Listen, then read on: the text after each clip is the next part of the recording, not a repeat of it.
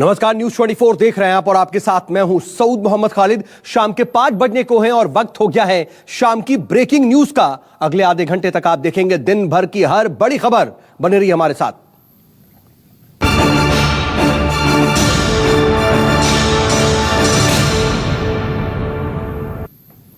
और सबसे पहले बात गैंगस्टर विकास दुबे की। दरअसल इस पूरे मामले में बड़ी खबर यह आ रही है कि चौबेपुर थाने के पूर्व एसओ विनय तिवारी को गिरफ्तार कर लिया गया है। साथ ही तत्कालीन बीट प्रभारी के शर्मा भी गिरफ्तार कर लिया गया है। विनय तिवारी पर दरअसल मुखबिरी करने का आरोप लगा है। कानपुर में पुलिस की रेड से पहले दरअसल विनय ने ही विकास को सूचना दी थी कि चौबेपुर थाने में पुलिस आखिर क्या प्लानिंग कर रही है, उसकी दबिश की कैसे तैयारी चल रही है।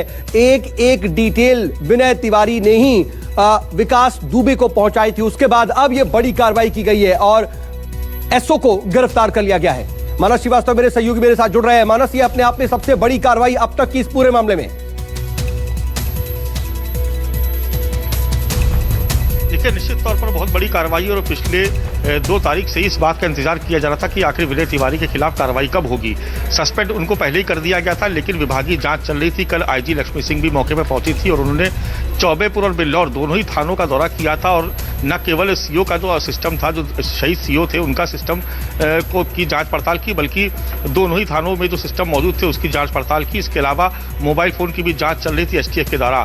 थोड़ा सा इस्टेब्लिश करने में 3-4 दिन का वक्त लगा, लेकिन चूंकि एसओ के खिलाफ कार्रवाई करनी थी, उनकी गिरफ्तारी का मसला था, लिहाजा थोड़ा सा वक्त लगा। लेकिन जब सबूत पुख्ता सबूत जब एसटीएफ की और जांच एजेंसियों के हाथ में लग गया, उसके बाद यह तय हो गया था कि विनय तिवारी की गिरफ्तारी होगी और न केवल होगी। और ये गिरफ्तारी हो गई आज। और इन सब के बीच 8 पुलिस वालों की हत्या करने वाले गैंगस्टर विकास दुबे की तलाश और ज्यादा तेज हो गई है। यूपी से लेकर हरियाणा तक एक्शन में पुलिस नजर आ रही है और आखिरी बार फरीदाबाद में देखे जाने का दावा विकास दुबे के बारे में किया जा रहा है।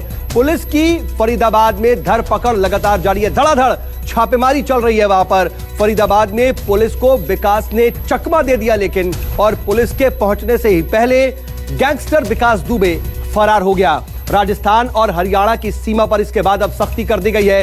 राजस्थान और हरियाणा के गैंग के बदमाशों पर यह शक है कि पुलिस वो विकास दुबे की मदद कर सकते हैं, इसलिए पुलिस उन पर नजर रख रही है। हरियाणा और राजस्थान में बदमाश विकास दुबे की मदद कर सकते हैं।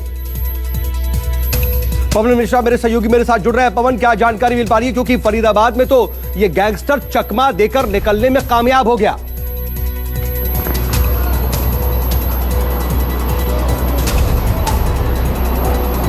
बिल्कुल, ये पहला वारदात नहीं है सऊद की गैंगस्टर जो है पुलिस को चकमा देकर के निकला। आप अंदेशा लगाइए कि कानपुर में वो हत्या करता है, पुलिस वालों पर हमला करता है, हत्या करता है और कानपुर से होते हुए उसका जो टिप जो है फरीदाबाद में मिलता है। यानी पुलिस कहाँ फेलियर नजर आ रही है। आखिर ऐसा क्या होता है कि उसके भागने के बाद पुलिस मौके पर पहुंचती है, वो 2 घंटे के बाद, जब आपको पता था कि ओयो होटल में वो दिखाई दिया है, फिर पुलिस घेराबंदी करने में चूक कैसे गई।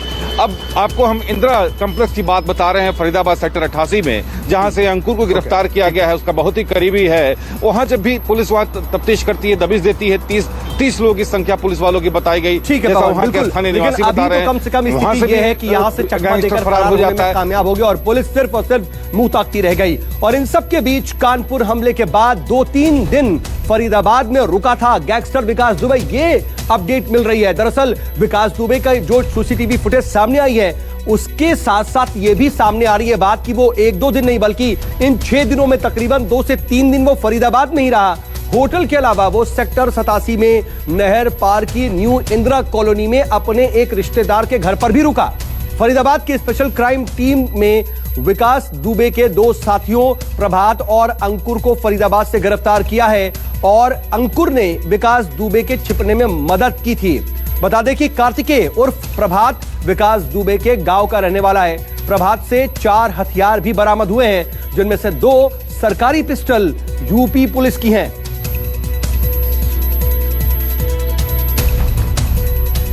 दौरान हरियाणा पुलिस ने 3 लोगों को गिरफ्तार किया है। इसका नाम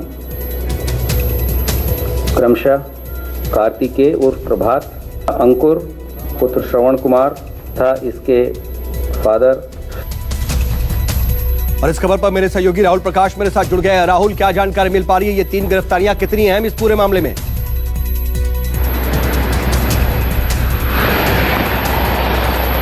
देखिए, सीधी सी बात है कि विकास दुबे की तलाश राज्य की पुलिस कर रही थी। 50 से ज्यादा टीमें काम कर रही थी। उसके हाइड आउट्स का पता लगाने की कोशिश कर रही थी, उसके संपर्क का पता लगाने की कोशिश कर रही थी। फरीदाबाद का कनेक्शन की बात की जा रही है।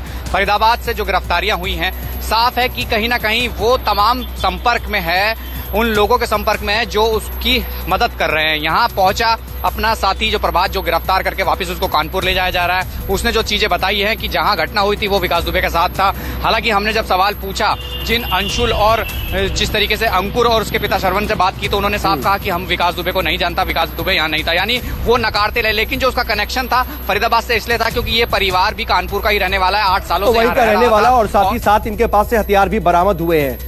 अब इनके पूछताछ इनसे की जाएगी और देखना होगा कि इनसे क्या तथ्य निकल करके सामने आते हैं। लेकिन इन सब के बीच एक बड़ी खबर यह है कि फरीदाबाद से भले ही पुलिस को वो चकमा देकर भागने में कामयाब हो गया हो, लेकिन विकास दुबे के बारे में खबर कि वो दिल्ली एनसीआर में ही कहीं पर छुपा हुआ है। विकास दुबे के सीसीटीवी सामने आने से पुलिस महकमे में हड़कंप है और फरीदाबाद के होटल से सीसीटीवी फुटेज सामने आई है।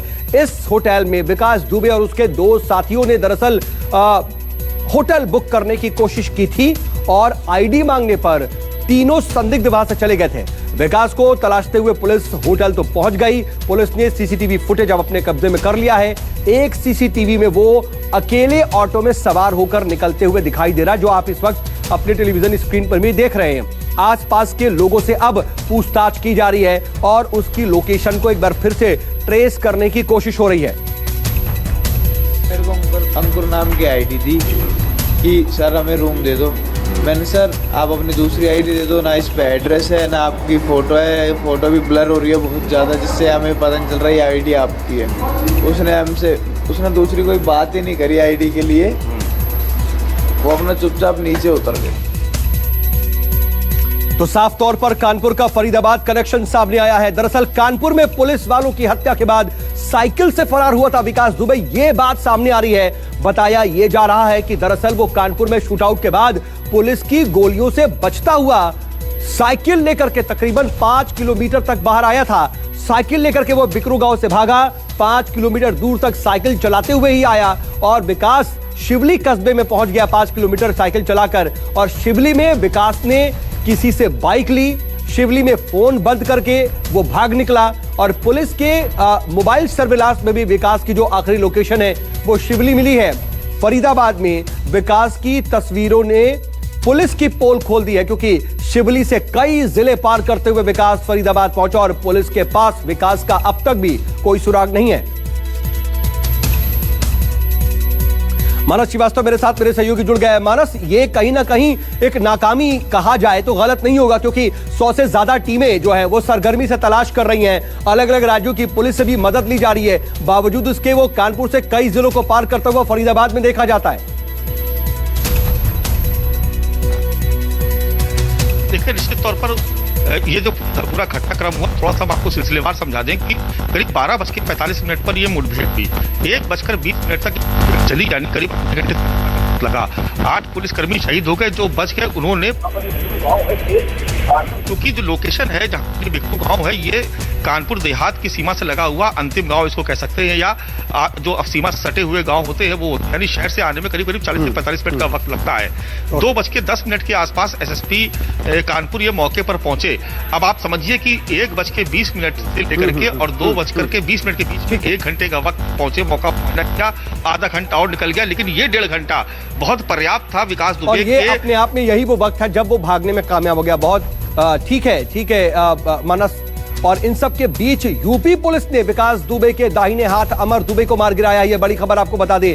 दरअसल हमीरपुर में अमर दुबे का एनकाउंटर किया गया। अमर दुबे गैंगस्टर विकास दुबे का चचेरा भाई है और कानपुर पुलिस हमले में भी वो शामिल था।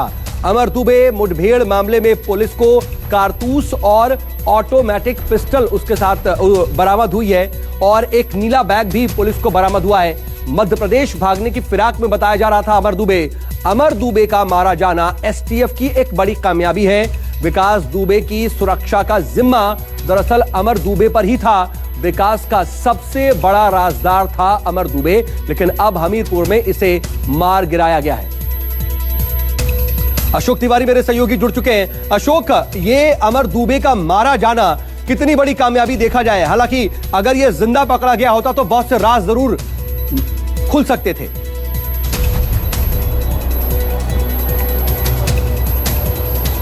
देखिए, निश्चित तौर पर अमर दुबे का मारा जाना उत्तर प्रदेश पुलिस के लिए एक बड़ी कामयाबी के तौर पर देखा जा रहा है। आप देखिए कि जो पुलिस की तरफ से पोस्टर्स जारी किए गए जिसमें विकास दुबे और उसके तमाम सारे साथियों का जिक्र किया गया है, उसमें सबसे पहली तस्वीर अमर दुबे की लगाई गई है। अमर दुबे बेहद नजदीकी माने जाते रहे हैं विकास के, और जब से ये घटनाक्रम घटित हुआ है तब से विकास के साथ अमर दुबे भी फरार चल रहे थे। पुलिस को उनकी लोकेशन हमीरपुर में एक जगह पर मिली, जहां पर पुलिस और एसटीएफ की टीम ने रेड मारी और उसको पकड़ने की कोशिश की, लेकिन उसके बाद जब अमर दुबे की तरफ से पुलिस पर फायरिंग की गई, उसमें एक इंस्पेक्टर और एक कांस्टेबल को भी गोली लगी है, जिनका फिलहाल इलाज चल रहा है। लेकिन उसके ठीक बाद पुलिस ने एनकाउंटर में अमर दुबे को हमीरपुर में मार गिराया। तो इसको एक बड़ी उपलब्धि के तौर पर देखा जा रहा है इस पूरे घटनाक्रम में। ये बड़ी उपलब्धि है अपने आप में यूपी पुलिस की, लेकिन इधर कानपुर शूटआउट का आरोपी विकास दुबे, इस पर इनाम भी बढ़ा दिया गया है। दरअसल शूटआउट में 8 पुलिस कर्मियों की हत्या के आरोपी विकास दुबे की जो सूचना देगा, सूचना देने वाले को अब 5 लाख का इनाम दिया जाएगा। बता दें कि शूटआउट के वक्त विकास दुबे पर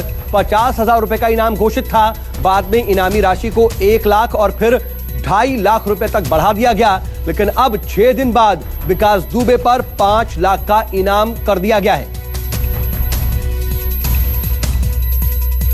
और इन सब के बीच बड़ी खबर यह भी कि विकास दुबे के गांव पर एक बार फिर से पुलिस पहुंची है और घर के पास कुएं में असलहे की तलाशी हो रही है। पुलिस को दरअसल विकास दुबे के असलहों की तलाश है। विकास दुबे के घर के पास बने 2 कुओं का पानी इस वक्त निकाला जा रहा है। माना यह जा रहा है कि विकास ने कुएं के अंदर ही हथियार छिपाए थे। पुलिस वालों ने गांव वालों से भी इसको लेकर के बाकायदा पूछताछ की है। इससे पहले पुलिस को विकास के घर से देसी बम बरामद हुए थे। घर के अंदर से बंकर मिला था। विकास की साजिश पुलिस वालों पर धमाके की थी। और इधर गैंगस्टर विकास दुबे का एक वीडियो भी सामने आया है और यह वीडियो 2018 का बताया जा रहा है। इस वीडियो में विकास दुबे एक भीड़ के बीच में दिखाई दे रहा है और लोग विकास के नाम के नारे लगा रहे हैं। इस वीडियो में विकास का साथी अमर दुबे, जो कि एनकाउंटर में मार गिराया गया है, वो भी दिखाई दे रहा है। अमर को एनकाउंटर में फिलहाल हमीरपुर में मार गिराया गया, जबकि गैंगस्टर विकास दुबे अभी भी फरार है। आखिरी लोकेशन उसकी फरीदाबाद पाई गई।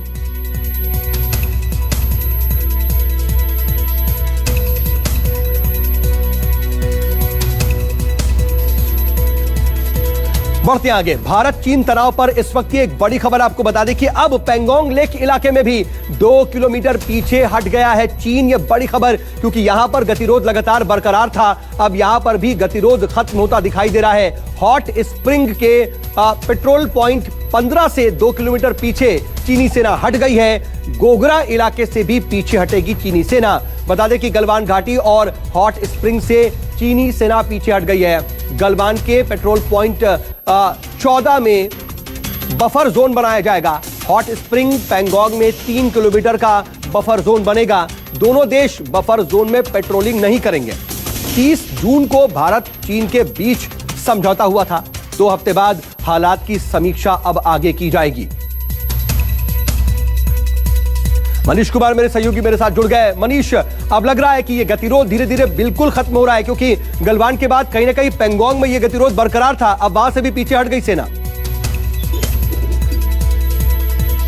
बिल्कुल शौक, और आपको बता दें कि हॉट स्प्रिंग से करीब 2 किलोमीटर दोनों देशों की सेनाएं पीछे हट चुकी हैं। रही बात गोगरा की, तो वहां पे कल या परसों तक में दोनों देशों की सेनाएं पीछे हट जाएंगी। लेकिन सबसे अच्छी बात यह है कि पेंगोंग सो झील, जहां पे सबसे ज्यादा विवाद बरकरार था, फिंगर एरिया 4 में चीनी सैनिक जहां जमे हुए थे, वहां पे देखा जा रहा है कि उनकी गाड़ियों की मूवमेंट है, कहीं ना कहीं उनको थोड़े पीछे हटते हुए देखा जा रहा है। लेकिन हालांकि पहाड़ियों पे वो अभी भी ऊंचे जो इलाके हैं वहां पे अभी भी बने हुए हैं, लेकिन उनकी गाड़ियों की गतिविधि देखी जा रही है। हालांकि आपको बता दें कि जो समझौता हुआ उसके तहत भारतीय सेना इसकी वेरिफिकेशन भी करेगी, फिजिकल वेरीफाई इसको भी किया जाएगा। तो कहीं ना कहीं खबरें आ रही हैं वो बेहतर है कि कम से कम वहां से मूवमेंट हो रहा है और डी एस्केलेशन हो रहा है और इधर नेपाल की घरेलू राजनीति में चीनी दखल को लेकर के लोगों में जबरदस्त गुस्सा देखा जा रहा है। दरअसल नेपाल के लोगों ने काठमांडू में चीन के दूतावास के सामने जमकर प्रदर्शन किया और ये उसी प्रदर्शन की तस्वीरें हैं। दरअसल नेपाल के ही नागरिक चीन से नाराज हैं। प्रदर्शनकारी लोग चीन के खिलाफ पोस्टर लेकर सड़कों पर उतरे। नेपाल के पीएम केपी ओली की कुर्सी पर भी लगातार संकट है और पार्टी के नेता ही उनके इस्तीफे की मांग कर रहे हैं। नेपाली प्रधानमंत्री केपी शर्मा ओली की कुर्सी बचाने के लिए चीनी राजदूत ने कम्युनिस्ट पार्टी के नेताओं से मुलाकात की थी और स्थानीय चीन की दखलंदाजी का लगातार विरोध कर रहे हैं। और इधर भारतीय नागरिक कुलभूषण जाधव के मामले में पाकिस्तान ने भारत को दूसरे काउंसलर एक्सेस का प्रस्ताव दिया है। दरअसल पाकिस्तान ने दावा किया है कि कुलभूषण जाधव ने रिव्यू पिटीशन दायर करने से इनकार कर दिया है। पाकिस्तान के मुताबिक 17 जून को कुलभूषण जाधव को रिव्यू पिटीशन दाखिल करने के लिए बुलाया गया था और जाधव ने आने से इनकार कर दिया। पाकिस्तान का दावा है कि जाधव ने इस बात पर जोर दिया है कि उनकी दया याचिका को आगे बढ़ाया जाए। पाकिस्तान ने जाधव के पिता को उनसे मिलने की अनुमति दी है। और हमारे डिप्टी एडिटर संजीव त्रिवेदी मेरे साथ जुड़ चुके हैं। संजीव, आप इस पूरे मामले में जो नया डेवलपमेंट है वो क्या दर्शाता है? जो दूसरे काउंसलर एक्सेस की पेशकश की है वो दरअसल है क्या? कोर्ट ऑफ जस्टिस में हमारी जो लड़ाई थी वो कुलभूषण जाधव जो एक बिजनेसमैन था और बिजनेसमैन को पकड़कर जासूस घोषित कर रही है जो पाकिस्तान सरकार, उसके खिलाफ था। इंटरनेशनल कोर्ट ऑफ जस्टिस ने कहा था कि इन्हें आप न्याय दीजिए और पाकिस्तान की अदालतों में अपील की इजाज़त दीजिए। वो अपील की इजाज़त कुलभूषण नहीं चाहता है, कुलभूषण अपील करना ही नहीं चाहता है। अब पाकिस्तान के अटॉर्नी जनरल की तरफ से आज ये बयान आया है, वो केवल दया याचिका चाहता है। दया याचिका तब होती है जब आप जानते हैं कि कोई व्यक्ति अपने दोष को मान लेता है और उसके बाद माफी की उम्मीद करता है। रही बात पिता को काउंसलर एक्सेस देने की, तो पिछली दफा आपने देखा था पहले काउंसलर एक्सेस में माता को दिया गया था और आपने देखा था कि किस तरह के दबाव में कुलभूषण थे और दबाव में लेकर के उनसे अपनी मनमर्जी की बातें कहवा देना, ये तमाम पैंतरे जो पाकिस्तान अपना रहा है और संभव है कि इस बारे में फिर से Bharat international court of justice जाएगा। नमस्कार, मैं हूं मानक गुप्ता। अगर आपको हमारा ये वीडियो पसंद आया हो तो इसे लाइक और शेयर जरूर करें और हाँ, हमें सब्सक्राइब और फॉलो करना ना भूलें ताकि आप देश और दुनिया की कोई खबर मिस ना करें। तो जुड़े रहिए हमारे साथ और देखते रहिए न्यूज़ 24।